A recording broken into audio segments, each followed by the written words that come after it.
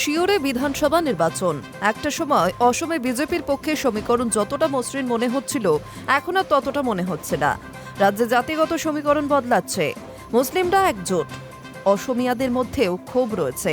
পরিস্থিতি বেগতিক দেখে তথাকথিত খয়রাতির রাজনীতি শুরু করলেন বিজেপির উত্তর পূর্ব ভারতের তথাকথিত চাণক্য হেমন্ত বিশ্ব শর্মা।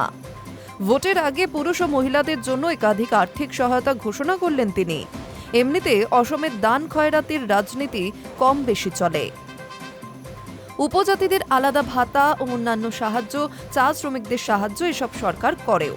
এবার পুরুষদের জন্য আলাদা প্রকল্প ঘোষণা করলেন তিনি। বৃহস্পতিবার বছরের প্রথম দিন বাবু আচনিক প্রকল্প ঘোষণা করেছে অসম সরকার। এই প্রকল্প অনুযায়ী 1 ফেব্রুয়ারি থেকে স্নাতকোত্তর স্তরের ছাত্রদের বৃত্তি হিসেবে দেওয়া হবে প্রতি মাসে 2000 টাকা। স্নাতকোত্তর স্তরের ছাত্রদের দেওয়া হবে 1000 টাকা করে। সব ছাত্র অবশ্য এই সাহায্য পাবে না।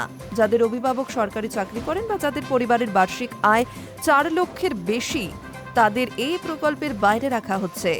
অসমের ছাত্রীদের জন্য এই ধরনের প্রকল্প আগে থেকেই চলে। হেমন্ত ঘোষণা করেছিলেন ছাত্রদের জন্য এই প্রকল্প চালু করা হবে। সেটাই ভোটের আগে চালু করে দিলেন তিনি। সোশ্যাল মিডিয়ায় অসমের মুখ্যমন্ত্রীর ঘোষণা, আমি আমার ভাইদের প্রতিশ্রুতি দিয়েছিলাম, সেই প্রতিশ্রুতি পূরণ করেছি।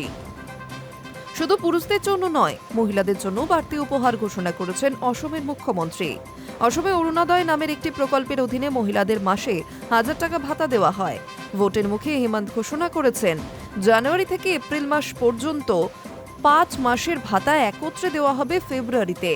বিহু উপলক্ষে সেই সঙ্গে অতিরিক্ত 3000 টাকা করে বোহাগ বিহু অর্থাৎ বিহুর উপহার পাবেন মেয়েরা। রাজ্যের 37 লক্ষেরও বেশি মহিলা এই উপহার পাবেন, অর্থাৎ ভোটের ঠিক আগে আগে এককালীন 8000 টাকা করে পাবেন মহিলারা। বিরোধীরা অবশ্য অসমের মুখ্যমন্ত্রীর এই ঘোষণাকে ভোট কেনার চেষ্টা বলেই দেখছে। তাদের বক্তব্য, রাজ্যে চাকরি নেই, মহিলাদের নিরাপত্তা বা আয়ের সংস্থান নেই, তাই ভাতা দিয়ে ভোলানোর চেষ্টা করছেন হেমন্ত। High news network.